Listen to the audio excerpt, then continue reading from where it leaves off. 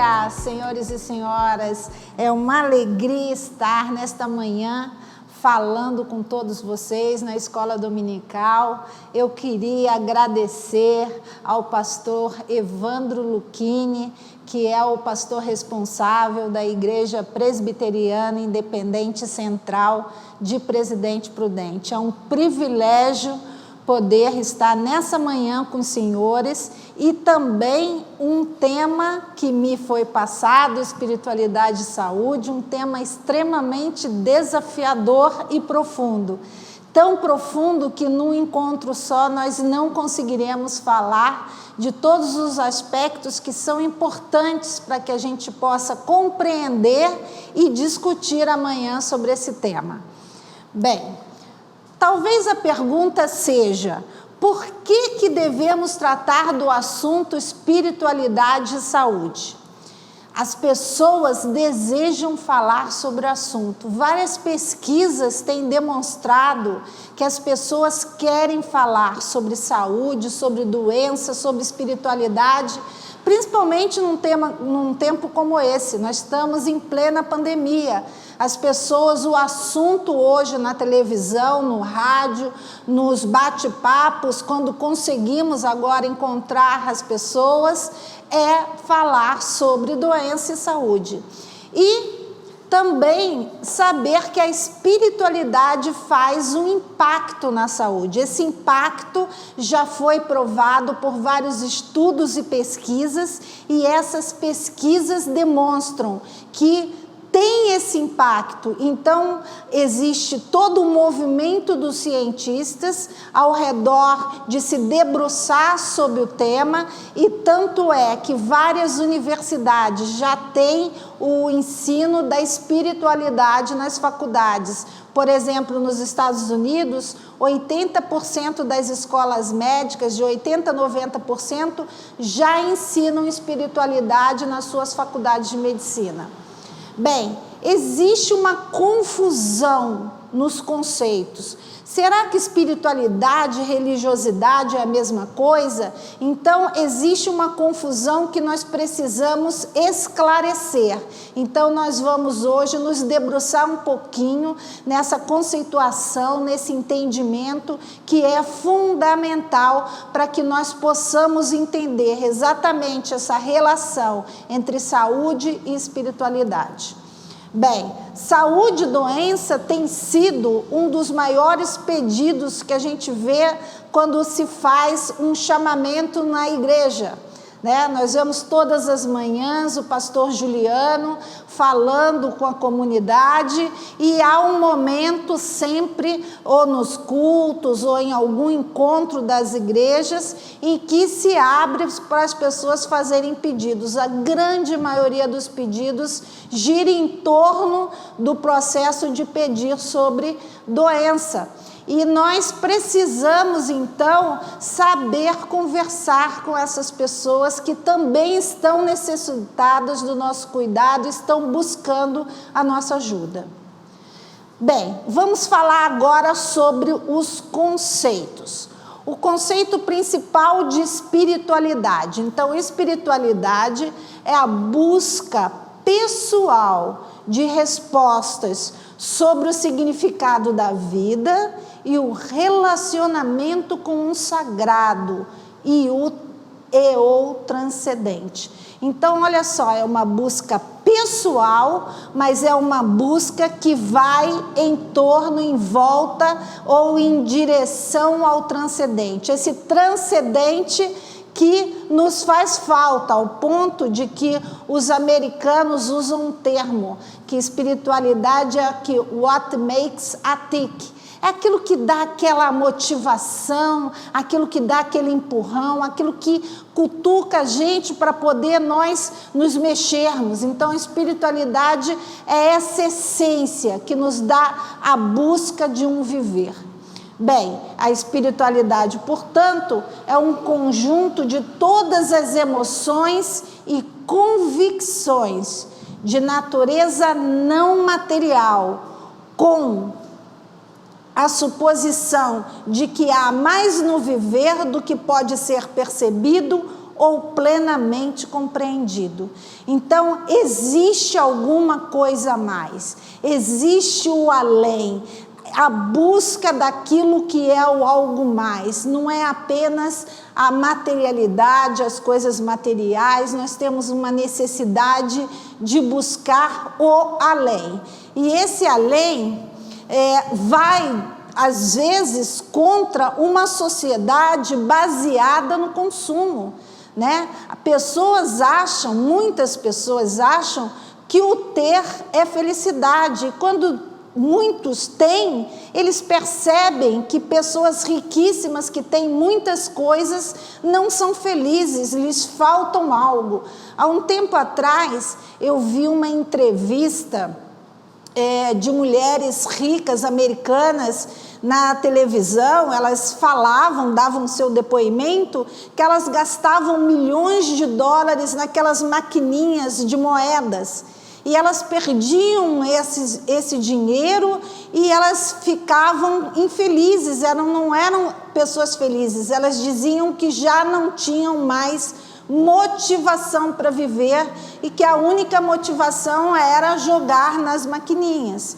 Então, é uma sociedade que indica o consumo, mas que o consumo e o ter coisas não suprime aquela necessidade do transcendente que está em todos nós.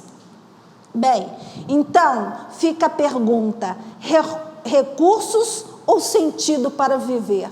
O que nos faz feliz, né? Então, existe um questionamento hoje em toda a humanidade, e a pandemia fez um grande desafio para todos nós. Quando nós não podemos mais sair de casa, ir nas lojas, fazer compras, ficamos sem muitas coisas e percebemos que passávamos os dias sem precisar de coisas, que muitas daquelas coisas eram desnecessárias para nós. Então, objetos passaram a ter o valor de objetos, e percebemos muitas vezes que o mais importante era a nossa família, o outro, o nosso relacionamento, os nossos amigos, que nós estamos até agora sentindo muita falta. Bem, esse desejo de transcendência existe, e esse desejo de transcendência faz com que nós busquemos esse mais, e esse mais é exatamente a espiritualidade. Bem, e a religião e a religiosidade? Bem, religião é um sistema organizado de crenças, práticas, rituais, símbolos, projetados para auxiliar a proximidade do indivíduo com o sagrado e ou transcendente. Então, religião é um sistema que te liga ao transcendente, é um sistema que tem uma forma, né? E esse transcendente varia para muitas pessoas, a gente chama de numen, né? A busca desse numen, a busca desse ser, para muitas pessoas tem uma forma diferenciada. E a religião tenta contemplar esse tipo de sistematização. Então, o que eu quero dizer é que pode haver pessoas que às vezes não estão vinculadas a religião alguma, mas buscam sentido para o transcendente, e são pessoas que estão nessa busca do algo mais, sem necessariamente serem religiosas. Bem, e a religiosidade, então, seria esse ato de seguir, praticar, acreditar em uma religião. Bem, outro aspecto são os conceitos de saúde. E o que é a saúde? Né? Se eu perguntar para a maioria de vocês que estão aí do outro lado da telinha, o que é saúde para você? Talvez você me diga, ora, é fácil, saúde é a não ausência de doença. Só que a Organização Mundial de Saúde, ela rejeita apenas essa simplificação do que é saúde. Saúde não é apenas a ausência de doença. Nós vamos discutir daqui a pouquinho, um pouquinho mais, segura aí. Vamos ver por que não é só a ausência de doença que é o conceito correto de saúde. Bem, passando pela história da medicina. A medicina ela tem uma história que ela começa de uma maneira transcendental. Sempre o homem buscava a Deus e buscava o auxílio dos clérigos quando eles tinham alguma doença. Os babilônios, seus primeiros médicos eram sacerdotes e eles descreveram bastante essas doenças, eles descreveram com critério, com cuidado todas essas doenças, Então, eles tiveram oportunidade de várias doenças serem descritas por esses babilônios. Os cientistas gregos, no entanto, eles colocaram sobre a existência da alma. E os hebreus supervisionavam as regras de higiene social. E como eles faziam muitas ofertas de animais, eles passaram a ter um vasto conhecimento anatômico. Então, nós vemos que na história da medicina começa esse aspecto transcendental acompanhando a sua própria história. Bem, antes do século IV não havia hospitais, não hospitais como a gente imagina hoje, Quando nós estamos doentes, nós vamos num hospital, somos atendidos. Então, esse modelo de hospital não existia antes do século IV. Em 370 depois de Cristo, os cristãos ortodoxos, eles criaram um grande hospital na Cesareia da Turquia, que é a Turquia. Então, eles construíram um grande hospital. Novamente vou falar, a medicina aliada ao transcendente, a medicina aliada aos clérigos. Depois de 1.200 anos, a igreja cristã já tinha feito hospitais por toda a Europa e Inglaterra. Então, vocês veem que assim caminhava a medicina, sempre com esse passo transcendente. Bem, o controle das universidades era feito pela igreja e também da Idade Média até a Revolução Francesa, médicos clérigos faziam o licenciamento profissional. Então, vocês veem uma igreja que nós falamos dos babilônios, falamos dos hebreus, falamos dos gregos, estamos agora já na Idade Média e Revolução Francesa. Em todo esse aspecto existe a transcendência caminhando junto com a própria medicina. No século XVI, existe então uma diminuição dessa influência. E o que ocorre? Na Renascença há uma ruptura.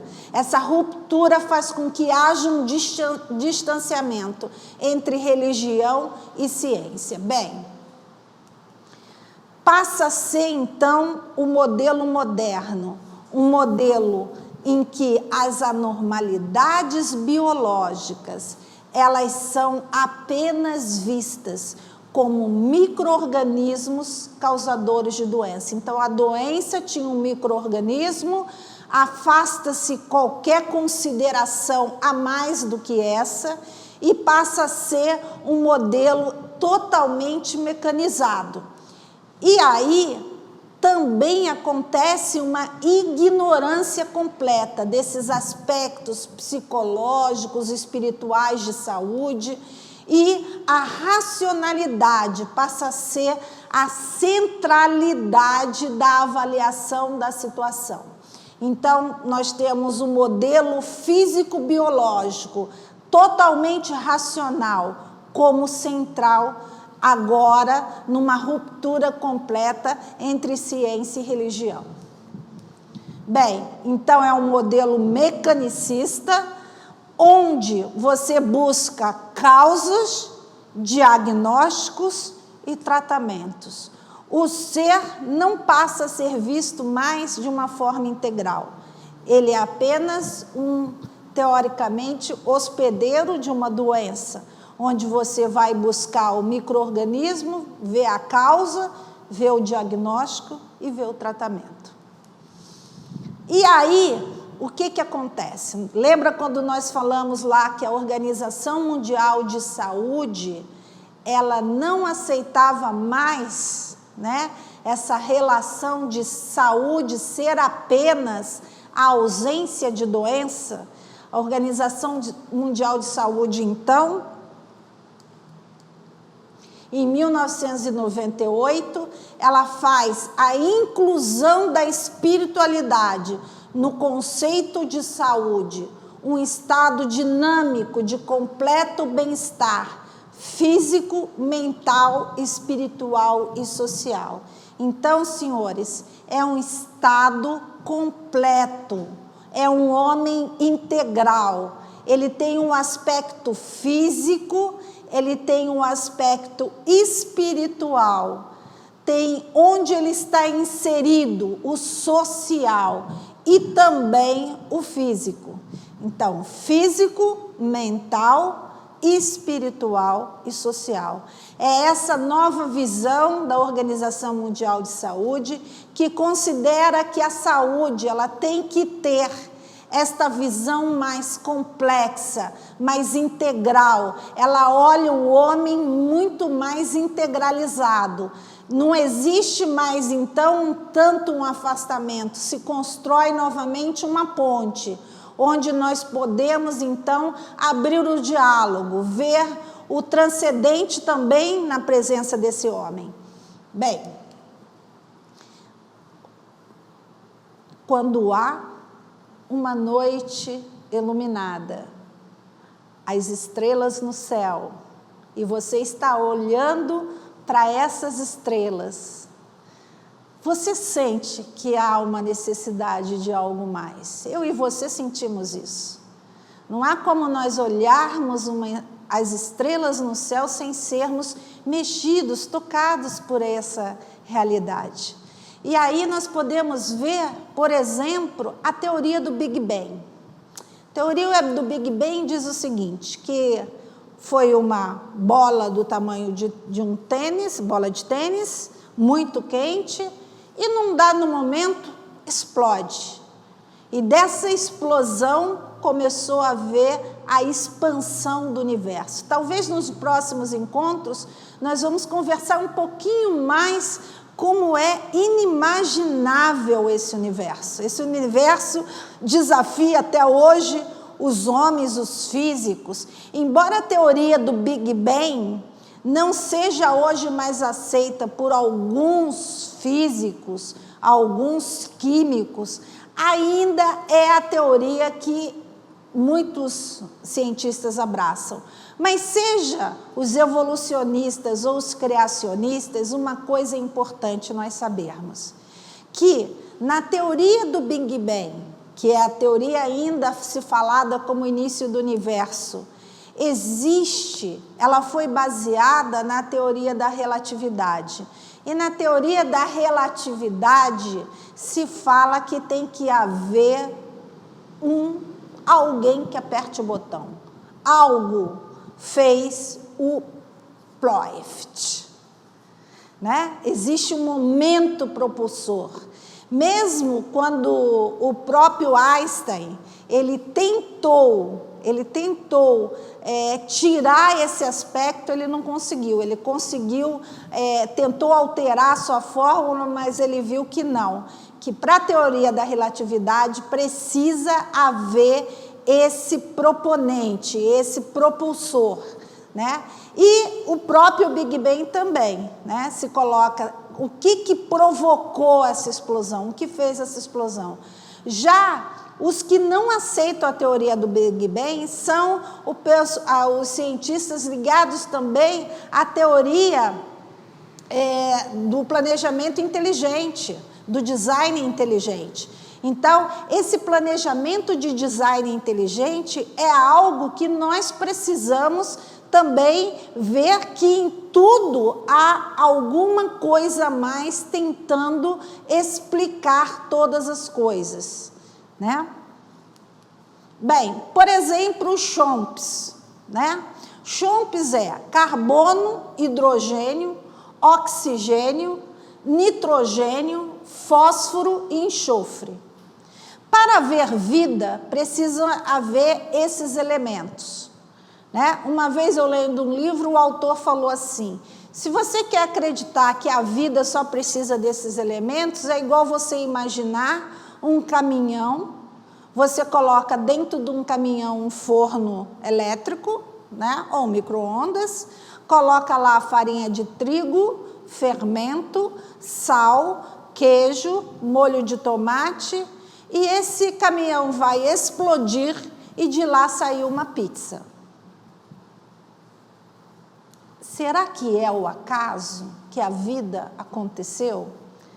Será que nós podemos interpretar como um acaso? E essa pergunta tem provocado muito estudo, muita busca.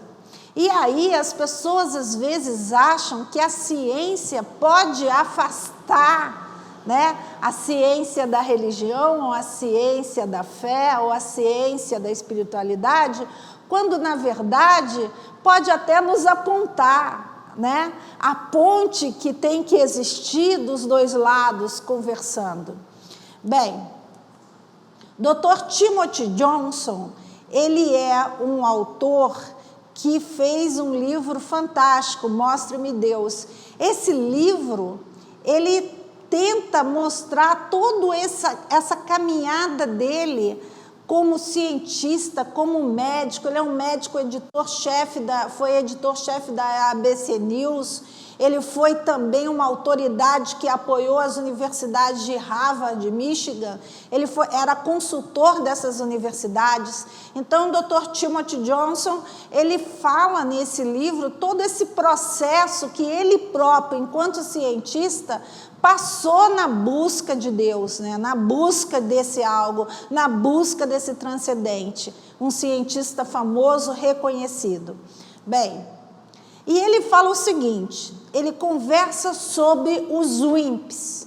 Os WIMPs são partículas maciças de interação fraca.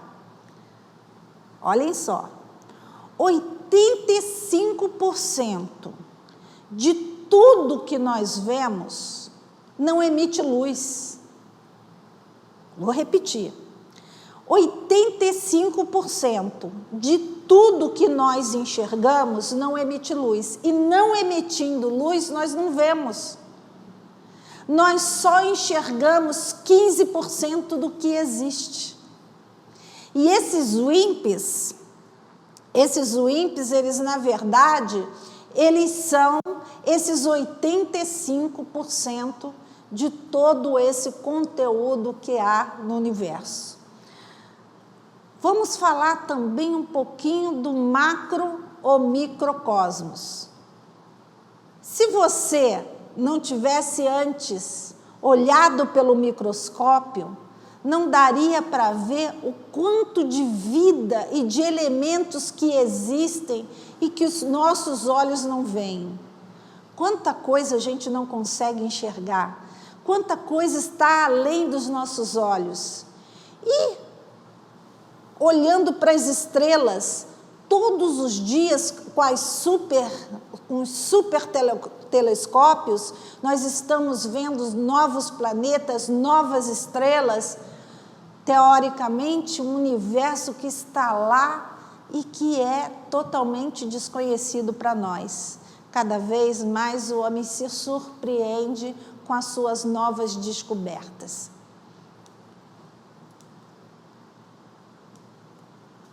Pensem bem, o homem tem 75 trilhões de células. Vou repetir, o homem tem 75 trilhões de células. Em cada célula, a informação, em cada uma de nossas células, a informação que equivale a 200 volumes de 1000 páginas da Enciclopédia Britânica. Isso numa célula. Essas células têm esse conhecimento que trabalha em comum com outras células para formar os tecidos. Esses tecidos se unem para formar os órgãos, e os órgãos os sistemas. Tudo isso tem uma forma inteligente de funcionar, com um ajuste milimetrado, um ajuste muito fino, um ajuste orientado inteligentemente.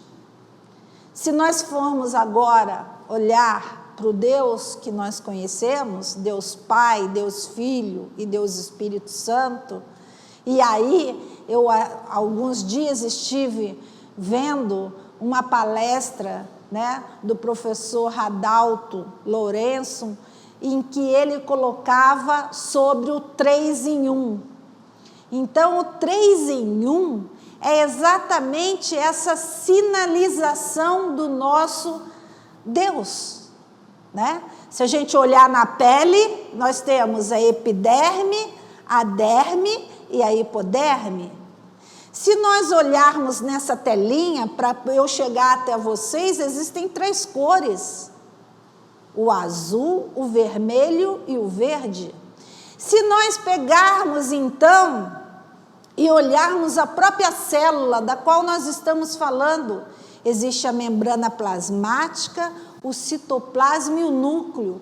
E se olharmos o núcleo, nós temos o que? Os nucleotídeos formando o DNA, e os nucleotídeos também o 3 em 1, a base nitrogenada, a fosfatase e também esses 3 formando o próprio DNA.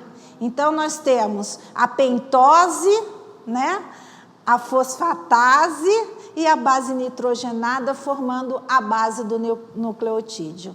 Bem, temos também aí o 3 em 1.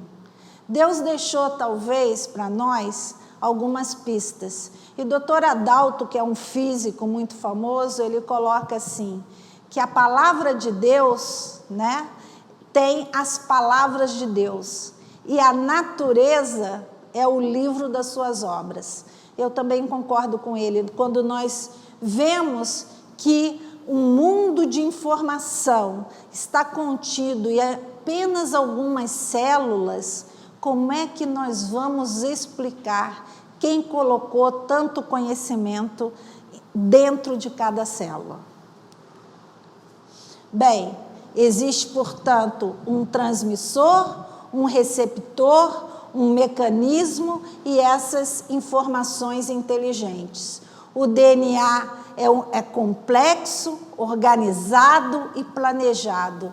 Tudo isso é uma vida que tem uma orientação e que tem toda uma sistematização. Ciência e religião. Será que tem que estar em locais opostos?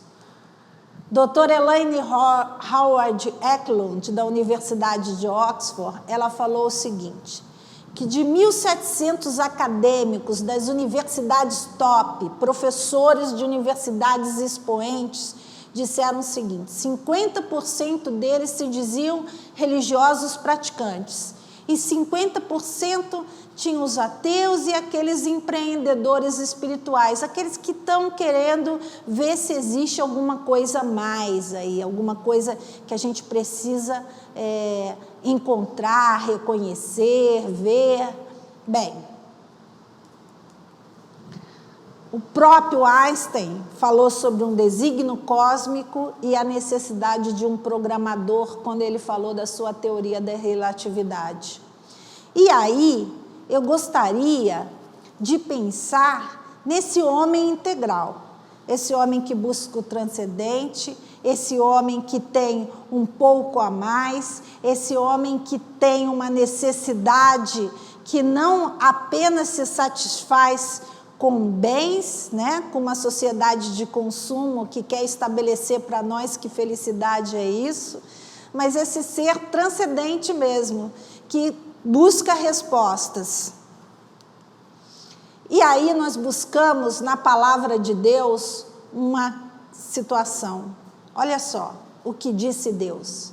E disse Deus: façamos o homem à nossa imagem, conforme a nossa semelhança. Esse ser maravilhoso, 75 trilhões de células, estão lá organizadas, trabalhando, fazendo atividades impensáveis, né? Quando foi a descoberta do DNA, as pessoas ficaram maravilhadas como era tanta perfeição. O ser humano é uma história de perfeição, de detalhamento, de simbioses, de uma organização funcionante. Esse homem é a imagem de Deus, que tem a semelhança dele, algumas situações que buscam, acabam inclinando até a nossa vontade de buscar o nosso Deus. Bem, e aí o próprio salmista, no Salmo 139, versículo 14a, diz o seguinte: eu te louvo, porque me fizeste de modo especial e admirável. Olha só, eu te louvo, porque me fizeste de modo especial e admirável. Como é que o salmista poderia reconhecer como era admirável já naquele tempo? Ele não sabia todos esses detalhes que hoje a ciência nos permite e nos demonstra, né? Como realmente nós somos admiráveis, né? Nós somos criaturas admiráveis. Bem, eu queria então deixar para vocês alguns questionamentos para a sua reflexão. Semana que vem nós teremos o nosso próximo encontro, não faltem. E eu queria que você ficasse nessa manhã, depois dessa minha exposição, com algumas reflexões. Primeiro, como devemos entender o processo saúde-doença? Será que nós temos que entender o processo saúde-doença só como uma doença que está lá? Mas e toda a complexidade do ser? Eu queria que você refletisse sobre isso. Como a espiritualidade pode beneficiar a saúde? Nós vamos conversar disso num dos outros encontros, mas eu queria que você já começasse a refletir. Será que a presença de espiritualidade, ela tem algum papel na sua saúde, no seu modo de viver saudável? Será que tem alguma influência ou não? Como nós podemos incluir a relação saúde e espiritualidade em nossas vidas? Será que a gente pode incluir essa relação? Será que a gente pode, talvez até discutir isso, falar sobre isso, conversar com as pessoas? Então, são perguntas que eu acho que até o nosso próximo encontro, eu gostaria que vocês estivessem refletindo e estivessem pensando qual é o papel, então, da espiritualidade, né, na sua vida e na sua condição de saúde, na nossa condição de saúde, né, em como nós podemos pensar e refletir sobre esse tema. E eu queria concluir com essa frase: o homem é um ser complexo e, portanto, deve ser entendido em sua complexidade, nas suas diferentes esferas, física, psíquica, social e espiritual. Senhores, o homem é um ser integral, ele precisa ser visto de uma forma integral. Todas as suas esferas são importantes e devem ser consideradas. E nós precisamos, então, olhar de forma complexa essas esferas física, psíquica, social e espiritual. Bem, nosso primeiro encontro, então, nós trouxemos os conceitos e falamos sobre esse ser integral. falamos um pouquinho sobre história da medicina, para poder fundamentalizar o que a gente vai começar a discutir. Semana que vem, que eu espero que vocês todos estejam conosco novamente, nós falaremos sobre os protagonistas e daremos um pouquinho da conceituação e do entendimento, o que é alteridade e empatia. Depois, nosso terceiro encontro, nós falaremos sobre, basicamente, espiritualidade, toda essa conexão de proteção, questionando, será que espiritualidade pode também prejudicar a saúde ou não? E, finalmente, nós vamos falar sobre o caminho, né? E eu deixo, então, para as próximas aulas. Eu agradeço muito a Deus e agradeço aos senhores pela paciência de me ouvirem até este momento e contando até semana que vem com a presença de todos. Que Deus nos abençoe. Até o nosso próximo encontro.